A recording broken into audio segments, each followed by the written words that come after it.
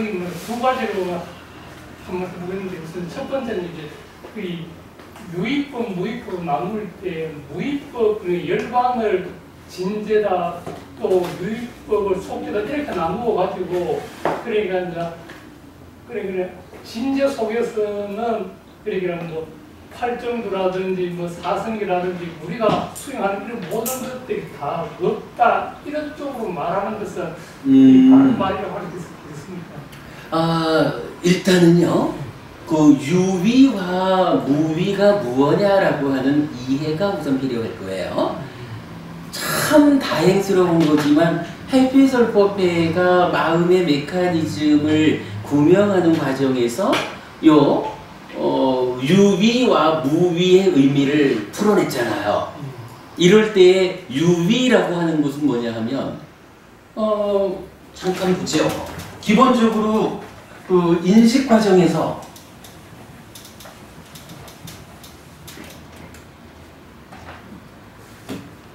위자나 때 하잖아. 시기하죠. 삼사와 합촉해서 생겨난 수를 상의 개입하에, 그죠? 요 상이 병들어 있다라고 하면 요거 번뇌라 하고, 요게 참 다행한 거, 부처님이 실현해 주신 거, 요거 치유라는 것이 실현될 수 있다. 요거죠. 내면의 불안정성이 100% 치유되어서 완전을 가져올 수 있다 이거잖아요. 완전해질 수 있다.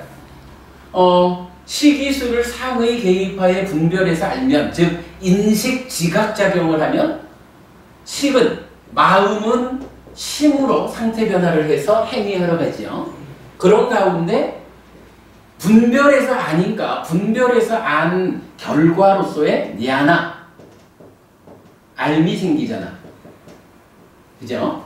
그런데 이게 문제는 상의 개입하에, 상의 영향하에 알미 완성되다 보니까 우리들 입장에서는 어때요? 이 상이 병들어 있잖아. 번뇌 상태로 있잖아. 번뇌가 개입하면 여기서 어떤 현상이 생기냐 하면 냐나의 왜곡이 생긴다라는 거죠. 그죠? 여기 우리 마음의 메커니즘의 가장 중심에 있는 거잖아요. 그러니까 상이 병든 상태로 번뇌로 개입하면 알미 왜곡된다.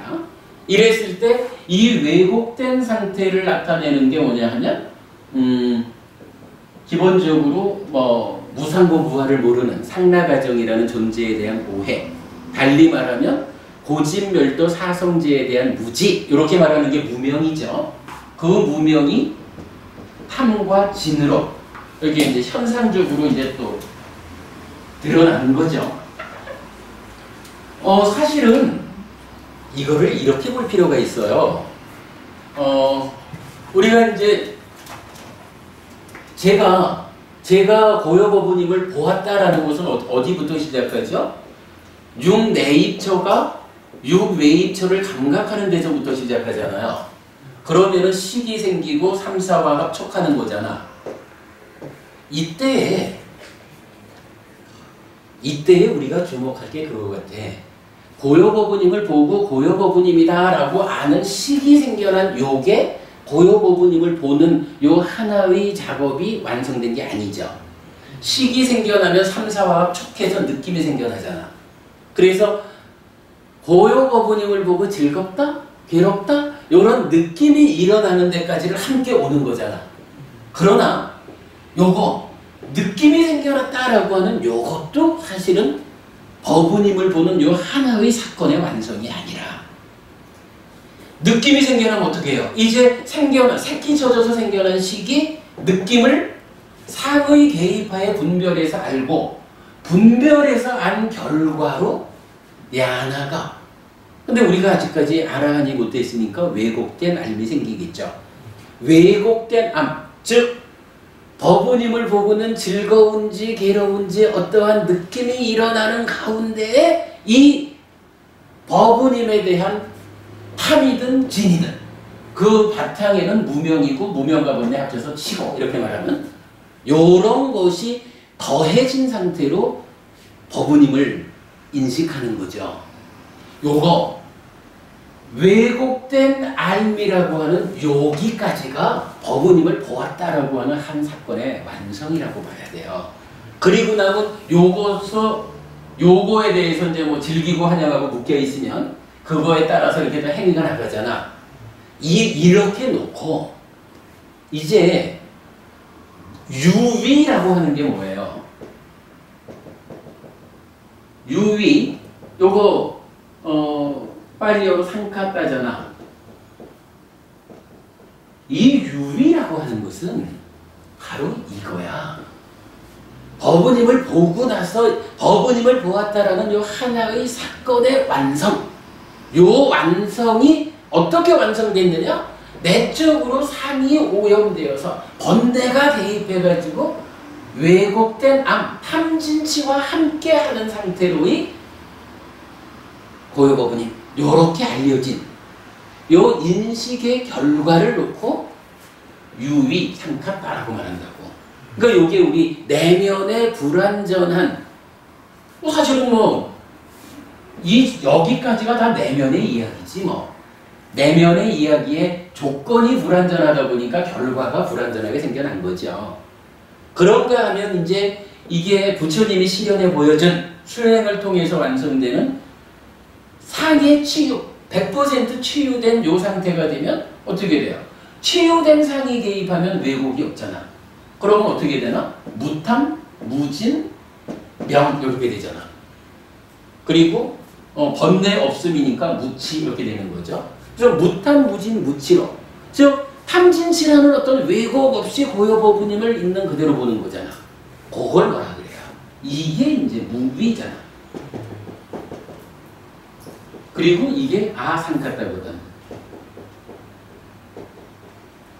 요렇게 상카따와 아상카따, 유위와 무위를 구분해 놓고, 그리고 우리가 말하는 행이라고 하는 게 뭐예요? 상카라. 행은 요 상카따, 유위, 요렇게 왜곡된 알매 대해서 우리 그 상카라의 정의 알죠? 상카따, 마비 상카론 띠띠 상카라 이거죠. 상카따를 계속해서 형성하기 때문에 행, 상카라라고 한다 이거잖아. 즉 나의 내면에서 이렇게 왜곡되어 생겨난 결과치를 놓고 이렇게 그러니까 왜곡된 알무로 탐진치가 함께한 요 상태로 고요보분임을 인식해 놓고는 이제 거기에다가 뭔가 말가 만으로 행위하는 과정을 통해서 또 한 번 형성한다는 거잖아. 그게 상카라 행위잖아. 요러한 이야기, 그러니까 따지면 이게 오온 중에 상에 이어지는 행위죠. 이게 이해된 상태에서 유위법, 무위법 이야기가 사실은 나와줘야 돼. 요거를 우리가 이제 이해한다고 치고, 그 상태에서 법원님이 아까 질문하신 걸 다시 한번. 그래서 이제 보통, 진제에서는 사성제니 이런 게 수행이 이게 다 필요 없다 이런 쪽으로 그렇게 좀 말을 많이 하는데, 그렇게 열반은 가정 진제는 그러니까 수행 너가 아무리 맞아 필요 없다 이런 식으로 말하는 것은 좀 뭔가 잘못되지 않나? 그 얘기는 이렇게 보셔야 돼요. 부처님은 경전에서 이 범부 중생들 그리고는 성자라 그래도 불환자까지 이렇게 이제 아라한 그러니까 아라한을 실현하기 이전의 관계에 대해서는 해야 할 바가 있다라고 이야기를 해요. 그러니까 아직 완성되지 않았기 때문에 예를 들자면 아라한 도에 있는 성자도 아직까지 수행을 더 해야 돼. 더 공부해야 돼. 그러는데 아라한 과를 성취한, 그러니까 좀 이제 아라한이 되었어. 이래 되면 아라한은 이제 더 이상 할 바가 없다라고 말을 하거든요. 지금 이제 법은님 표현하는 진쟁의 상태에 있다면 사실은 거기에는 사성제도 할 정도도 필요가 없다라고 하는 말은 타당할 수가 있어요. 왜냐하면 이미 이렇게 이제 그러니까 무탐무진 무치를 실현해서 열반을 실현한 이러한 아라한은 이미 들어와 버렸어. 거기에 할 바를 다 해 맞췄어. 그렇기 때문에 사성제 팔정도 이런 이야기에 전혀 관계없다라고 해도 괜찮아요. 실현해서 할 일을 다해 마쳤으니까. 그러나 그것은 말해서 우리가 사실 조심해야 되는 게 이러한 진제라는 것이 속죄와 구분되어 따로 있는 게 아니야. 이런 표현, 저는 이렇게 표현해요. 예를 들어서 열반이라고 하는 게 부처님은 그러잖아요. 논파할 수 없는 가르침의 경, 마지막니까의 60번 이런 경에서는 이렇게 말하잖아. 어디에든 무색계는 있다. 그리고 이어서 어디에든 존재의 소멸은 있다. 이러거든. 존재의 소멸이라는 게 뭐예요? 오치원 소멸하는 거니까 해탈하는 거고 열반을 실현하는 거고 무위의 상태를 실현한 거잖아. 근데 이러한 열반 무위 이러한 상태가 부처님 어디에나 있다라고 하는 거야. 예를 들어서 서쪽으로 8만 리를 가면 거기에 열반이 있어. 이렇게 말하는 게 아니야. 만약 그런 경우라 그러면 우리가 어떤 공부를 해야 하냐면 8만 리를 서쪽으로 뛰어가는 이 공부를 해야 되거든. 근데 부처님은 그렇게 말하는 게 아니라 어디에든 있다라고 하거든. 그건 뭐예요? 우리 모두가 다 열반을 실현하기 위한 과정, 8정도를 닫고 그래서 사마타 윗바사나로 해서 해탈을, 열반을 실현하면 누구에게나 있다라는 거야. 그럼 이 얘기는 다 돌려 말하면 열반을 실현하기 위한, 즉 진제적인 삶을 실현하기 위한 그 조건으로 뭐 속죄라고 표현을 했지만 이러한 수행의 과정, 사념처 사마타 윗바사나 8정도에 이어지는 다음 수행들, 뭐 이런 그 수행의 과정을 거쳐가지고 실현되는 곳으로의 진제, 요렇게 표현을 해야 되는 거지. 이러한 것이기 때문에 거기는 다 소용없어서 이거까지 거라고 진제하고의 어떤 그걸 뭐라고 표현을 해야 될까요? 어떤 이런 다른 것으로의 어떤 구분, 요거는 조심해야 돼. 이거는 분명히 나의 삶이 속죄 가운데 있기 때문에 속죄 안에서 내가 진제인 해탈 열반으로 나아가기 위한 과정을 내 스스로 밟아가지고 거기 그 열반을 실현해내는 거지. 그 이전에 어차피 진제라는 게 그런 거기 때문에 뭐 속죄적인 어떤 것에 끄달릴 이유가 없어. 요거 안 맞는 거예요. 이거는 부처님이 알려주는 열반에 이르기 위한 조건을 무시하는 거기 때문에 조건이 가해지지 않고 실현되는 열반, 실현되는 진제는 없어요. 그렇게 보셔야 돼. 답변이 되셨나 모르겠어요. 예, 아주 잘 돼요. 그리고 시간이 됐습니까? 예. 뭐 가실 분 가시면 되니까 이제 끝났으니까. 그리고 이제 두 번째 질문. 그래, 여기 계셔요. 오, 취미가 있네 그냥. 갈 때 바쁠 때. 하여간 이미 뭐 누이 같기도 하고 하녀 같기도 하고 친구 같기도 하고 그랬는데 어머니 같기도 하고 영영 그렇게 살아보셔요. 감사합니다. 잘 들어가셔요. 네, 선처럼 바탕으로 감사합니다. 그래요. 두 번째. 뭐랄까 이제 그게 이제 어떤 일부의 사람들은 우리 햇빛을 거기서 공부하는 것을 두고 니까야에는 법과 개념이 이렇게 섞여져서 사람들마다 대기설법을 했기 때문에 법으로만 승리하는 그것을 따로 공부도 해야 되는데 왜 그것을 공부하지 않느냐 이렇게 말하면 어떻게 우리는 이겨내야 되겠습니까? 경전이 말하는 법이 있고 경전이 말하는 빤야띠 이렇게 이제 구분해서 보아야 한다라는 어떤 필요성이겠죠. 그런데 저는 니까야가 알려주는 바를 니까야가 말하는 그대로를 이해하고 그 상태에서 우리가 오늘 짚어봤지만 본질적인 것일 수도 있고 현상적인 것일 수도 있고 이렇게 이해하고 본질적인 거는 본질적으로 받아들이고 현상적인 거 표현하자면 빤야띠 이거겠죠. 그거는 현상적으로 받아들여서 부처님이 안내해주는 우리 길을 가면 돼.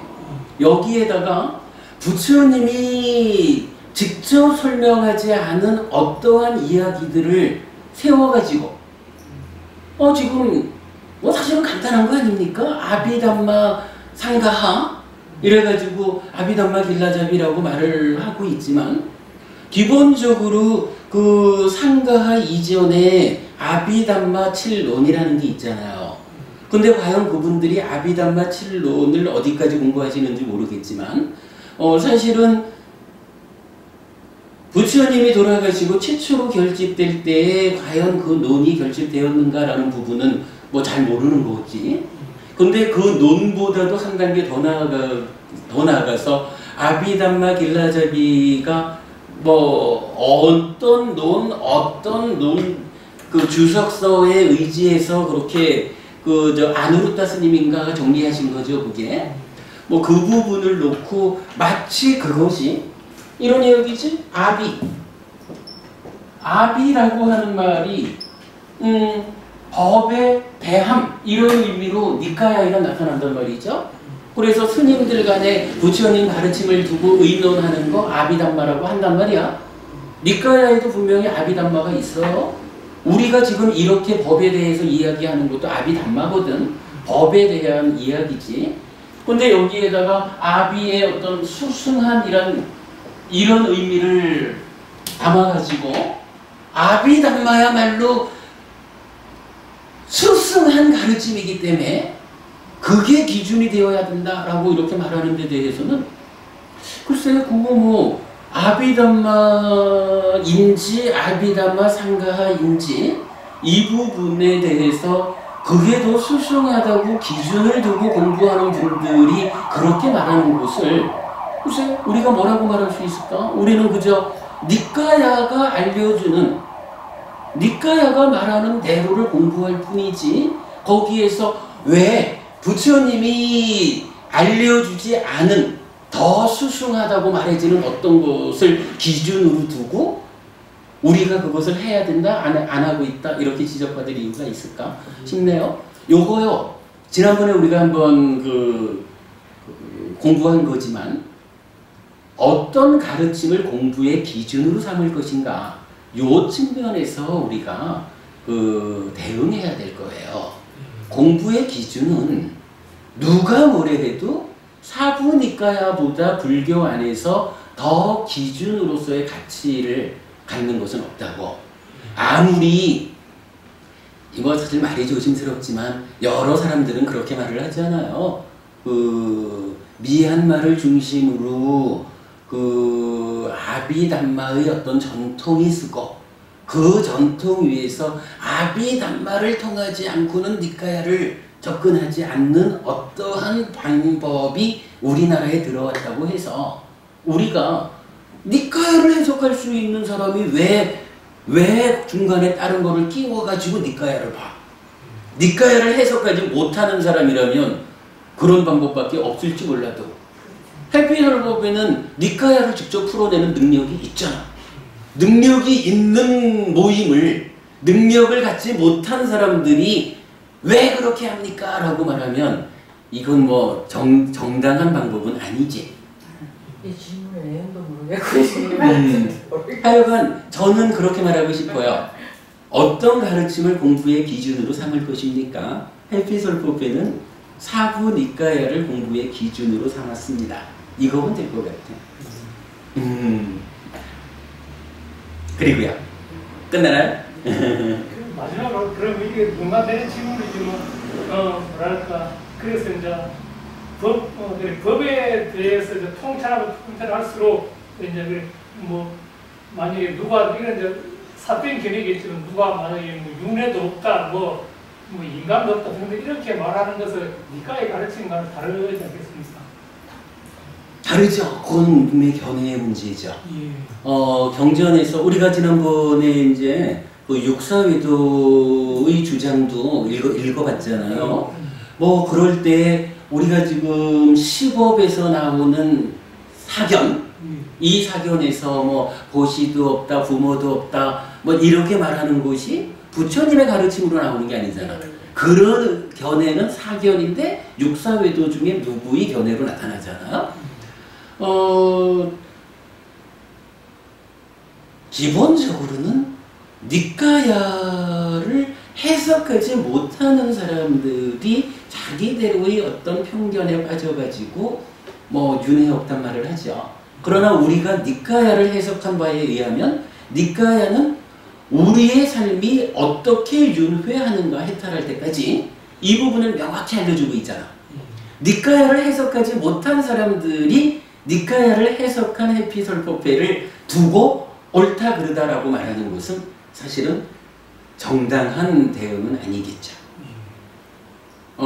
이 부분은 어떻게든 왜 해피설법회는 그렇게 말하느냐라고 할 게 아니라 해피설법회가 주장하는 이러한 내용이 니까야적으로 정당성을 갖느냐, 니까야 안에서 근거를 확보하고 있느냐, 요걸 따지고 들어야 타당한 거지.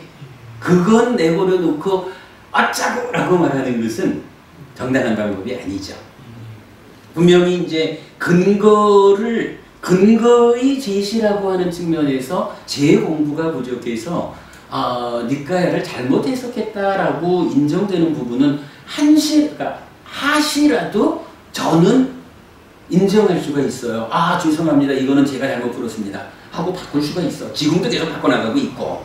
그러나 그 방법 아니고 무언가 다른 기준을 가지고 다른 어떤 우리 사회에서의 어떤 현상적인 파워적인 이런 것을 가지고 해피설법에 어쩌고 라고 말한다면 글쎄 제가 그렇게 힘에 밀려가지고 이 견해를 포기하는 일은 아마 없을 거예요. 해피스님이 참 작은 사람이지만 그러나 옳은 것을 힘에 밀려가지고 부정하는 그렇게 약한 사람은 아니야. 저는 그 부분에 대해서는 저는 확실해요. 제가 잘못 부른 게 아니라면. 그렇기도 하고 그 부처님께서 네. 그 선도하셨을 때 네. 그랬잖아요. 전법서 논문들도 나오고 나는 그 이상 다 돌아오지 않을 거라고. 그렇죠. 윤회하지 그럼요. 않는다는 윤회가 일단은 분명히 밝히셨는데 왜 윤회 없다고 그렇게. 그럼 이제 윤회에 대해서 하여간 그 이야기는 기본적으로 하여간 그 단멸론이라고 하는 거고 부처님은 그 단멸론자에 대해서 아주 단호하죠. 근데 이제 그 문제 말고도 다양한 여러 가지 측면에서 해피설법회가 꼭 이제 가장 중요한 게 그 윤회의 메커니즘을 이렇게 풀어내는 거, 마음의 메커니즘이고 그게 12연기를 푸는 거고 그렇지만 그거 외에도 사실은 아주 많은 이야기들을 기존의 견해를 바꾸어가면서 우리가 니까야를 해석하고 있잖아요. 근데 이런 전체적인 부분에서 해피스님이 해석을 잘못했다, 이건 잘못되었다라고 지적되는 부분은 저는 언제든지 받아들일 수가 있다고요. 잘못된 건 고치면 되지. 그러나 그렇지 않고 그와는 다른 측면에서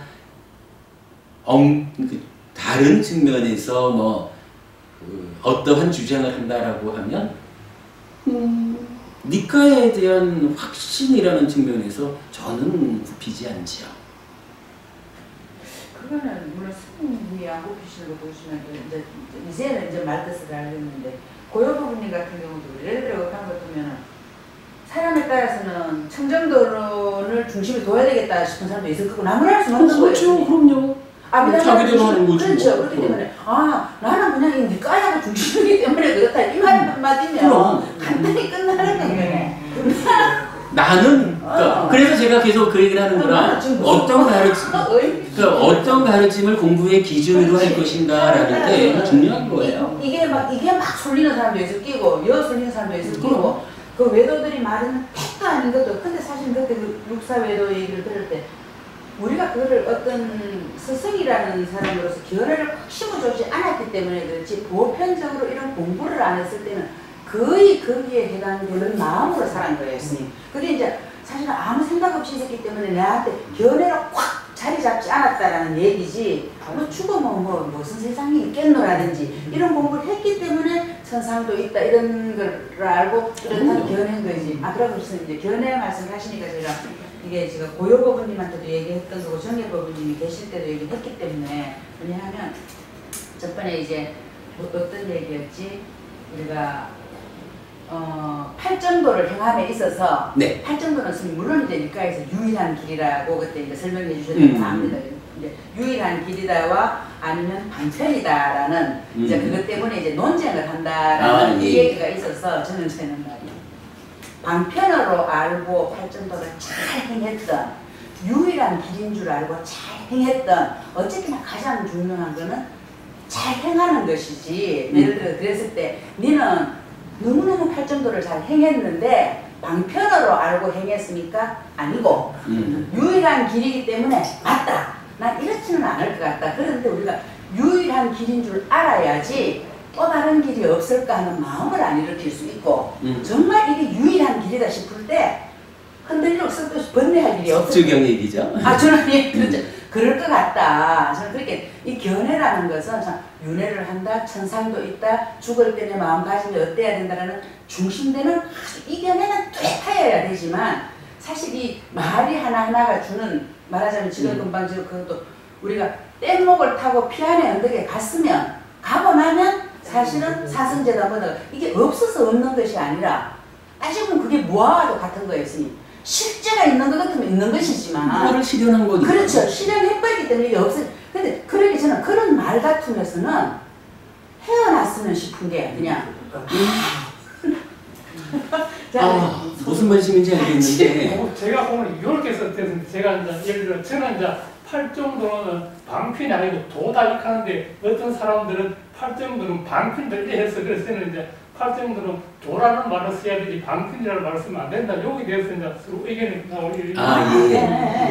그거는 이렇게 저는 이렇게 설명을 드리고 싶어요. 기본적으로 팔정도는 방편이 아니야. 이거는 기본적으로 도예요. 뭐 팔정도라고 부처님이 알려준 요 길이 있어.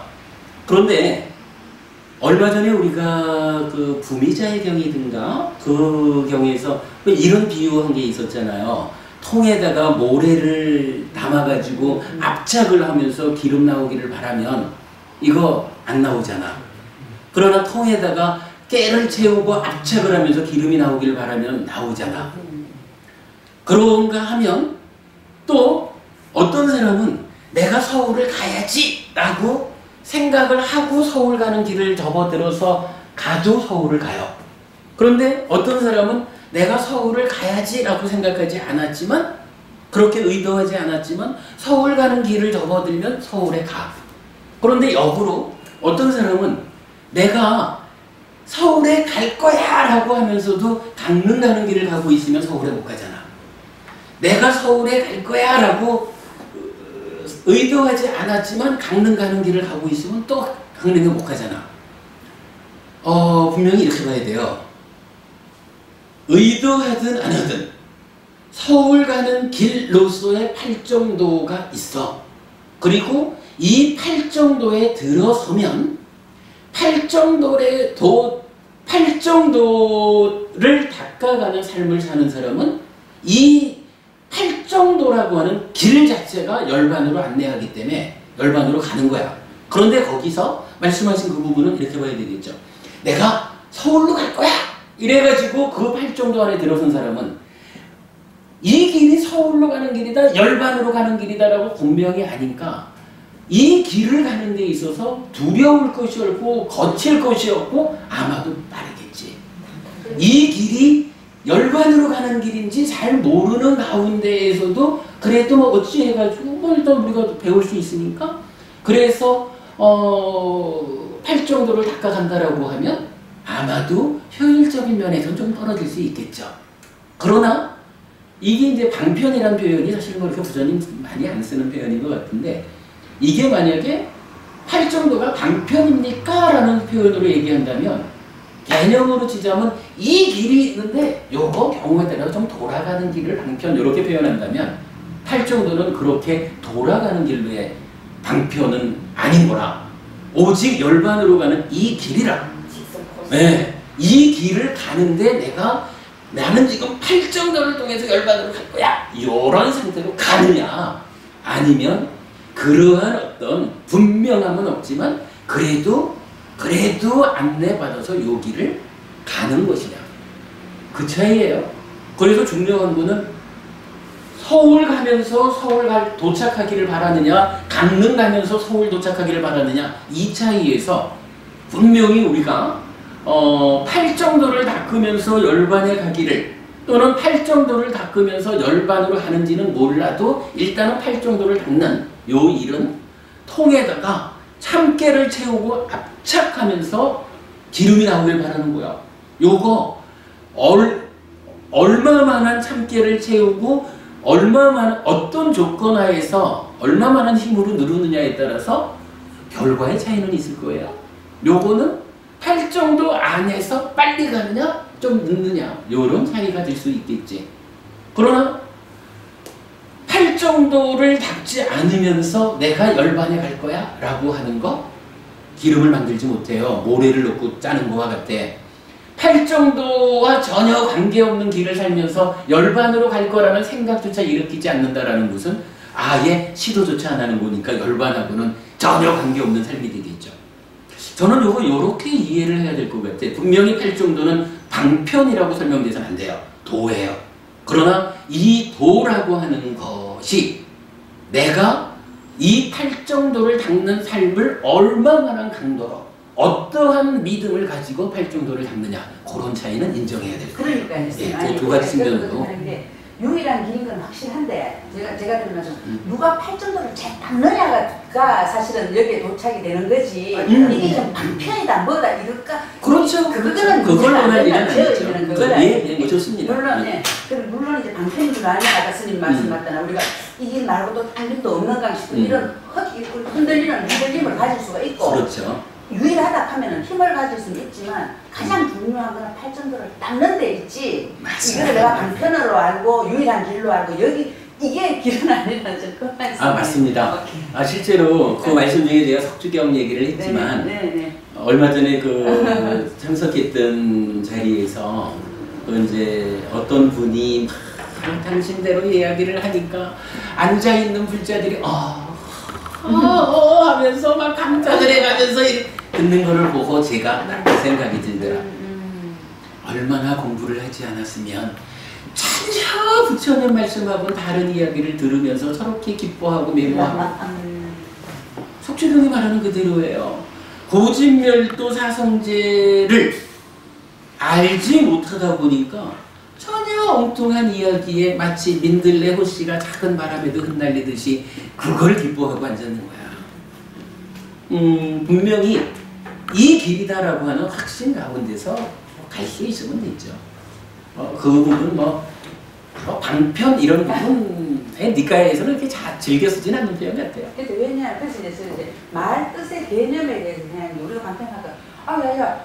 그쪽으로 가면 방편. 그 길이라는 말로도 우리가 방편이라는 말을 쓰거든요. 지금 이제 불교에서 할 때는 이거는 본질은 아니지만 둘러가는 길이라고 불교의 표현이지. 그냥 이제 막 그렇게 사람에 따라서 방편에 대한 뜻도 어떻게 가지고 있느냐도 그 방법이다라는 말로 하는 사람도 할 수 있고 그런 거는 진짜 지엽적인 거라서 흔들릴 필요도 없고 내가 굳건히 해야 될 일이 무엇인지를 알아서 그거를 굳건히 해나가야 되고. 그렇습니다. 어쨌든 그렇게 보시면 좋을 것 같아요. 흔들리지 않는 게 우선 중요하죠. 그리고 고요부부님 말씀처럼 팔정도는 분명히 방편 이렇게 접근할 일은 안 해요. 팔정도는 오직 도예요. 그래도 그러니까 이제 고요부부님은 이제 그냥 뭐 방편이라 해도 된다 하는 뜻으로 이제 제가 그냥 나도 그거는 아니야. 내가 누구한테 얘기할 때 나도 유일한 길이라고 얘기하지 방편이라고 말하진 않는다. 우리가 행함에 있어. 이래야 하는 거 행한 건 저래야 하는 건 중요한 건 그거를 행해야 되는 게 이게 중요하다. 그렇죠. 그 길을 걸어가는 거 그게 중요해요. 맞습니다. 좋은 대화들을 나누셨네요. 마쳤습니다. 그래도 저번 주일에 안 그래도 스님한테 말씀드렸던 것에 대해서는 고요부부님한테 얘기도 제가 그 유자나 때하고 하는 거 윈냐나 시기가 하기 때문에 잘 그게 얘기가 되고 이해가 됐었어요. 저는 그때 이제 스님한테 무슨 질문을 드렸는가 하면 이제 식이 위전할 때 하는데 이 식 자체가 우리 아르마리 이 자체가 따지고 보면 잘못되어 있는 걸로 좀 꽉 차가 있는데 옳게 판단을 그렇게 이 빨냐가 꼭 식에만 식과 위다한다고만 말할 것도 없이 상에서도 위다할 수도 있고 수에서도 위다할 수도 있고 말하는 저는 이제 이렇게 생각하고 스님한테 드렸는 말씀인 거예요. 그런데 이제 그 고요부부님한테 들으니까 이렇게 분별하면서 하는 그 자체가 시계 하는 거니까 그렇게 이제 상이 들어가서 하든 어쨌든 그 자체가 윈야나가 하는 거니까. 그렇죠. 시계 역할이. 그래서 그러면 그게가 위드 빠냐라는 말이니까 나는 느낌에서도 느낌 이렇게 느낄 필요가 없어. 이거는 다 지금 이래 만나서 그런 거니까 그 자리에서도 배하는 그 빠냐를 지혜를 스물 수도 있고 저는 상에서도 또 내가 막 이래서 스물 수도 있으면 어디서든지 위드 빠냐라고 말할 수 있는데라고 싶었는데 그 말씀도 사실은 타당해요. 네네, 다만 이제 네네. 그 수를 분별해서 아는데 식이 구걸하니까 그렇죠. 식이 빤냐와 더불어 수를 그렇죠. 거기에 상이 개입하니까 식이 빤냐와 더불어 개입하는 상을 이렇게 본 거고 그 부분을 참 저도 가서 다시 이렇게 들어보면서 법우님 질문하신 부분을 제가 잘못 이해하고 답변을 드렸다라고 싶었던 게 저는 사실은 좀 다르게 어떤 부분이었냐면 법우님께서 말씀하신 그런 어떤 쌓여있는 것, 뭐 이런 과거 이런 것으로의 식은 내입처를 구성하고 있는 식이잖아. 그런데 제가 답변 드린 것은 그 내입처가 새끼쳐 놓은 식 요걸로 설명을 드린 거야. 그래서 그 차이가 있더라고. 제가 그 뒤에 보니까 법우님 질문하신 부분을 제가 정확히 답변 못 드렸구나 싶더라고요. 그래서 천하신데 나중에 막 그렇게 가니까 저도 그만. 맞아요. 제가 그 장면에 오늘 참 그 얘기 해드린다라는 게. 그랬다가 이제 다음날 수요일 날 얘기를 하니까 그러기 전에 이제 느낌에서도 우리가 공부를 배워 내가 아직은 무상공부화를 다 모르기는 하지만 스님한테 들었던 슬픔 거기서 느낌일 때 이래 느낄 필요가 없어라면서 갈 때 그게 무슨 지혜 아닙니까 스님? 그렇죠. 할 수도 있고 또 막 내가 좋아했던 대로 하나의 틀에서 막 할 때도 아니야 사람마다 다 다를 수 있는 데라고 갈 수도 있고 하면은 왜 꼭 그 윈야나에서만 아니 왜 윈야나에서만 위드 아냐라고 말해야 되느냐 수에서도 할 수 있고 상에서도 할 수 있는지 싶었는데 그 자체가 이제 윈야나가 하는 그렇죠. 이 얘기를 그러니까 뭐 요 그림이지 뭐. 요 윈야나가 요거를 지금 어머님 말씀하시는 요 수에 대한 요거를 느껴진 것을 무상고 무화로 보는 그거 하는 게 빤냥인가. 근데 그거를 이제 누가 어떤 주격으로 담당하느냐 할 때 이제 식이 담당한다고 보게 된 거죠. 그리고 제가 이제 어머님은 이쪽에 말씀을 하시니까 저는 여기서 답변을 엉뚱하게 답변을 드린 거였죠. 저는 그렇게 뒤에 보니까 그렇더라고요. 그 질문으로 그냥 그날 졸았는 거를 그거 하나로 해결을 다 해버렸죠. 그렇습니까? 그러니까 키포인트였는데 졸다가 몰랐어요. 근데 제가 우리 오늘도 요 유의 무의에 관련해서 보았지만 결국은 요 이야기 위자라띠를 중심에 두고 요거지 요게 그대로 마음의 메커니즘 하지요. 여기에서 사실은 우리가 그동안 제가 설명드렸을 때 하고 오늘 조금 표현을 달리한 게 뭐냐 하면 요거 즐기고 환영하고 묶여있으면이라고 하는 요 부분을 이전에는 제가 요 탐으로 외입처라는 대상을 즐기고 환영하고 묶여있는 요렇게 설명을 드렸던 것 같아요. 근데 이제 제가 조금 더 체계가 잡히다 보니까 외입처에 대한 인식의 완성이 요거구나. 그러면 요거에 대해서 즐기고 환영하고 묶여있다. 외국에 대해서. 그리고 경전도 직접적으로 요것을 즐기고 환영하고 묶여있다라고 표현을 해주고 있어요. 그래서 그렇게 되면은 요게 유의, 무의라고 하는 거, 그 부분이 좀 더 명확해지는 것 같아요.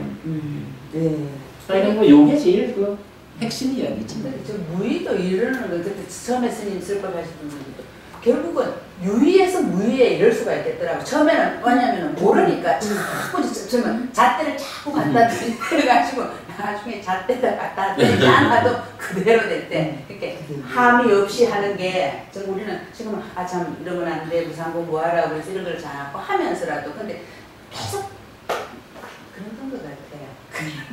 이제 아마 좀 그런 면은 있을 거예요. 보통 유의, 무의 말하면서 이제 이게 위자로 번역이 되다 보니까 함이라는 말로 번역이 되다 보니까 이 위의 위치를 뭔가 말과만으로 행위하는 요 자리에 사실은 상카라하고 구분하지 못하게 위라는 말하고 행위라는 말이 사실은 뭐 우리가 이해하는 거로는 비슷하잖아요. 그러다 보니까 요 유위 무위가 내면의 인식의 결과 산야의 개입에 의한 요 위자나띠의 결과가 유위무위다. 요것에 대해서 표면적으로 뭔가 말과 만어로 상카랑 다시 형성하는 것으로 행. 요 구분을 해서 유위무위를 이해해야 되는데 보통은 사람들이 유위무위, 뭐 유위법, 무위법 이런 얘기를 할 때 이 상카라의 영역에다가 이 함이라는 말로서 갖다 대거든. 그러다 보니까 함이 있다 없다 이렇게 이제 표현을 하는데 우리가 이제 이렇게 해석을 하고 나면 구체적으로 유위무위라는 것은 내면에서의 탐진치의 유무 이 문제로 이걸로써 명확히 설명할 수가 있는 거죠. 그렇습니다. 예. 지금은 우리가 사실 그냥 예를 들어서 그냥 봐도 난 노력은 해. 그냥 자꾸 이제 옛날 생각 안 하고 지금 그냥 보는 듯이 봐야지라는 이제 그냥 이제 지금 이런 얘기하는 여기에만 하지만 사실 그 속에 아직까지 어떤 탐진치가 있는지 사실은 모르잖아요. 그렇죠. 네, 그걸 모르기 때문에 사실은 우리가 이제 상같다다 상같다라고 생각을 못 하는 거예요. 최대한. 그래서 저는 이제 자꾸 잣대 갖다 대는 그 함이 있는 거를 갖다가 그냥 유의라고 생각하고 그렇게 내가 인식하고 알 수 있고 고쳐나갈 수 있는 범위를 생각하면 사실 상같다는지 상같다는지 그런데 이제 그 부분은요. 해가 이제 근데 그거는 사실은 따지자면 네. 나의 내면을 확실히 들여다볼 수 있는 상태가 되어야 네. 내 안에서 왜 우리 그거 하잖아요. 그 사티삼바자냐가 네. 행위에서도 나타나지만 네. 그 사무해해를 성취하는 이쪽에서 보면 느낌이 일어나고 머물고 사라지는 것을 사티삼바자냐 하고 산야가 일어나고 머물고 사라지는 걸 삼바자냐 하잖아. 뭐 밑다가까지 이 정도 영역이 되면 요거네? 라고 아는 거지. 근데 이제 그 이전까지는 사실은 우리가 그걸 모르는 거죠. 그러니까 모르는 부분은 내가 지금 못 본다라고 하는 것은 일단 무위는 아니다라고 보면 맞을 거고. 사실 이 부분 있잖아요. 제가 지금 부산에서 마음의 메커니즘을 3주 전부터 끝낸다라고 한 게 못 끝내고 있어요. 아마 내일은 끝을 내야 되는데 근데 그게 지금 왜 그러냐 하면 우리는 사실은 요 상이라고 하는 거 상이 병들면 번내고 개입해서 왜곡을 가져오잖아요. 요 상이라는 것을 상의 상태에서 이야기를 하거든. 그런데 요 상이라는 게 두 가지 측면이 있어요. 하나는 이 상 중에 하필이면 지금 왜 까마 상야가 일어났을까? 하필이면 지금 왜 부야바다 상야가 일어났을까? 요런 부분 알아야 되잖아. 경전에서는 이 웨이처 요점, 네이처 웨이처 식, 요거 18개 그러죠. 개를 조건으로 상이 일어난다 그래가지고 요 특히 웨이처의 상태가 어떠하냐에 따라서 대응하는. 근데 요 웨이처라는 건 뭐예요? 여기에 이제 그 욕탐이 선행하는 거잖아.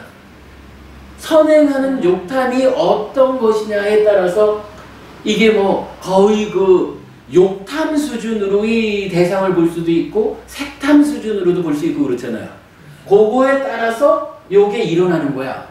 그러면 요거 우리가 어떻게 하냐 하면 여기 바로 요 자리에서 삿띠 해가지고 만호를 오염시키는 탐진치를 보는 거잖아요. 그죠? 그래서 만호를 삿띠함에 의해서 여기서 제어해줌으로 여기서 제어해주기 때문에 상을 조금 더 높은 수준의 상이 일어나게. 그러니까 여기서 대상을 감각할 때 오염이 줄어들면, 그죠? 삿띠해가지고 만호를 제어한다는 게 그거잖아요. 오염이 줄어들면 요것에 상응해서 상이 일어나니까. 까마산야 중에서도 아주 지옥 갈 만한, 그러니까 대상을 욕탐이 개입을 할 때 까마 상태로 개입을 해서 아주 지옥 갈 만큼 강력한 까마가 개입을 했다. 이러면은 대상을 보고는 저거 어떻게 잡아먹나 이럴 거 아니에요. 근데 이거를 삽띠해가지고 아니 우리가 삽띠라는 게 그거잖아, 그죠? 삽띠해가지고 나의 마노를 이렇게 강력한 까마가 붙잡고 있네 라고 삽띠해가지고는 안 돼! 막아내는 게 우리가 지금 삽띠 산염소수의 그거지 뭐, 그죠? 삽띠의 기본 의미가 마노를 지어서 해탈열반으로 안내한다라는 의미가 그거잖아요. 그래가지고 딱 발견해가지고 안 돼! 이래가지고 지옥 갈 수준은 면하고 그래도 인간으로 살 정도는 해서 에휴 그래도 내가 5개를 지키는 수준으로의 대상을 보완해야 돼요. 그러면 여기가 삽띠 때문에 달라지면 부처님이 알려주시는 말씀이 이 상이라고 하는 게 번뇌, 병든 상 요것에 개입하는 어떤 상이 일어나서 개입할 거냐 그래서 알물 왜곡시킬 거냐 하는 그 자리를 여기에 두고 있단 말이야. 그러면 이게 지옥 수준의 까마가 작용했다라고 하면 그러면 그것에 대응해서 상이 지옥 수준의 까마산냐 중에 아주 강력한 놈이 일어나가지고 왜곡시키면 저거 어떻게든 내 거 해야지 뭐. 이래 하는 거지 뭐, 그죠?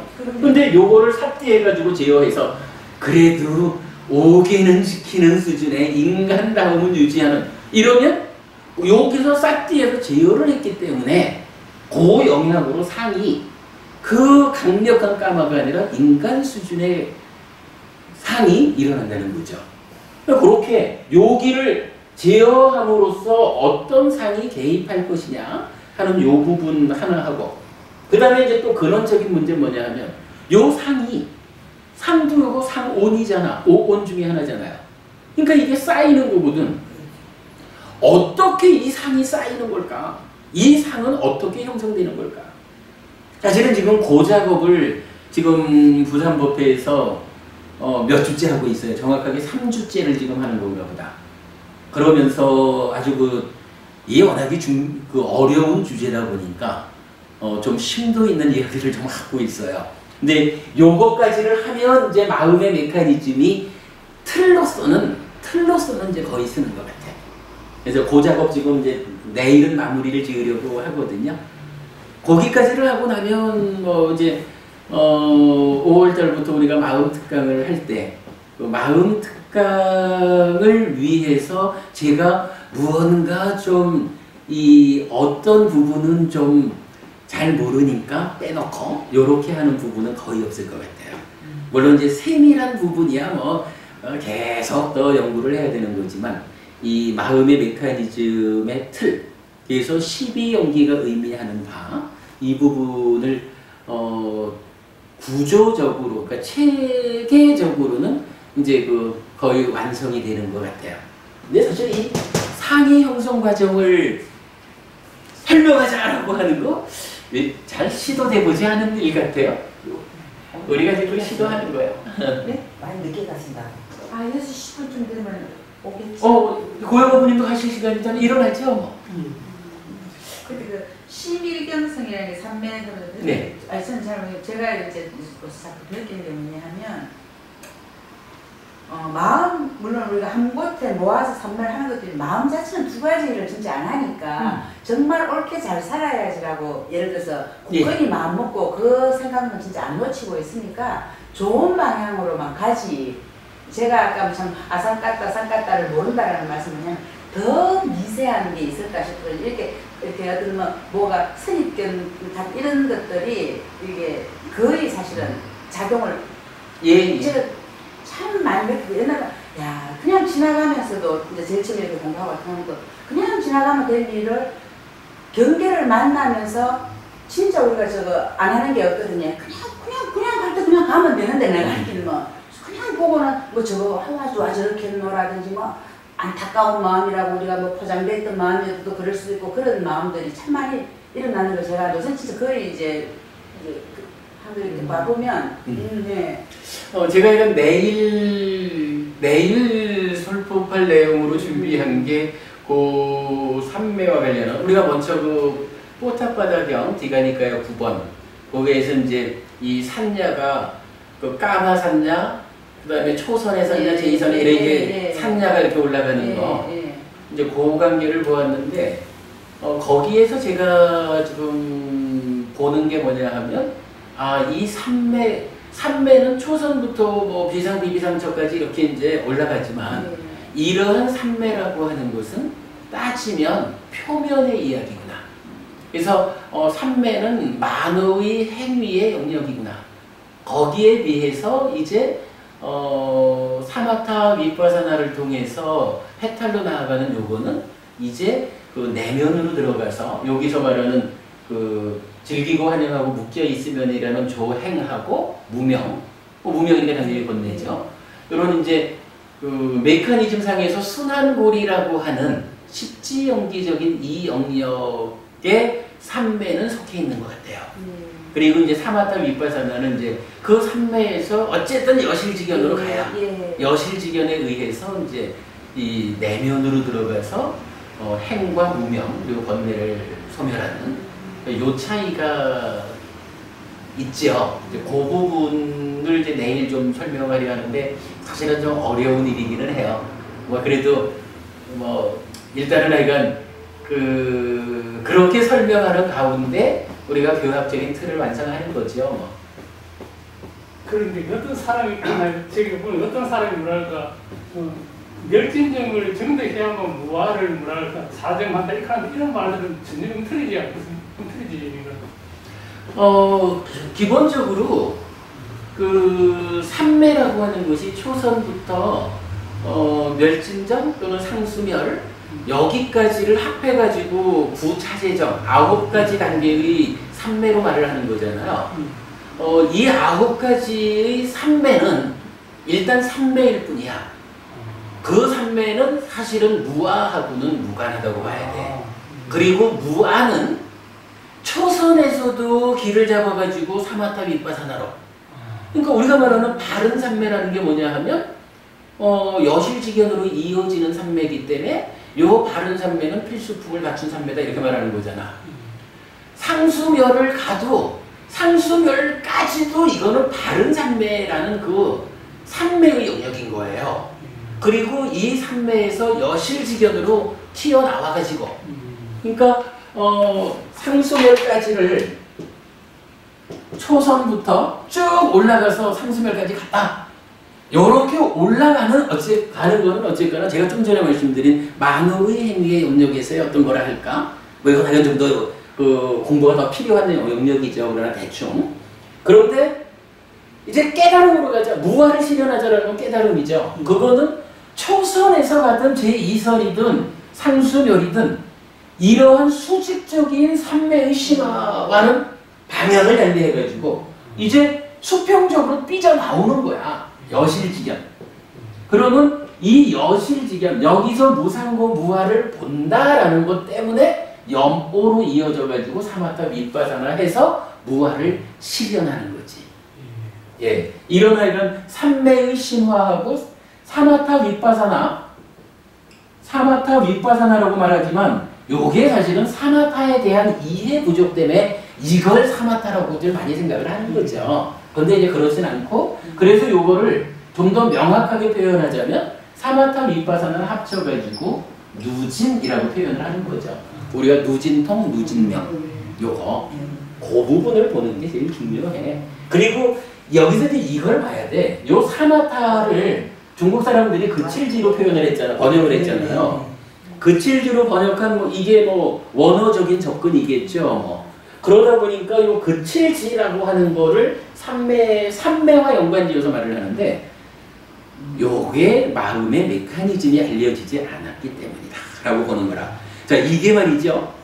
그친다라고 하는 자리가 삼매 상태에서의 어떤 흔들림을 그치는 것도 있지만 우리가 또 하나 그쳐야 되는 중요한 게 뭐냐 하면 이거 왜곡된 알미 있으면 여기서 즐기고 환영하고 묶여 있으면 있잖아요.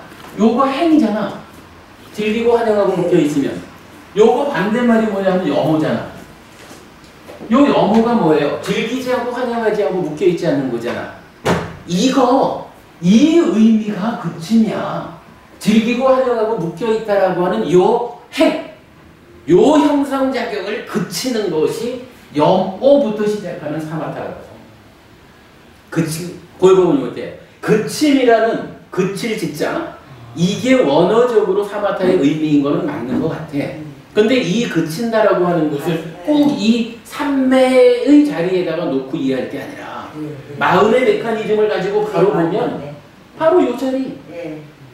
그럼 타당하죠, 그죠? 행을 그치는 것은 왜 영오가 영오, 이탐, 치메탈 요게 사마타잖아.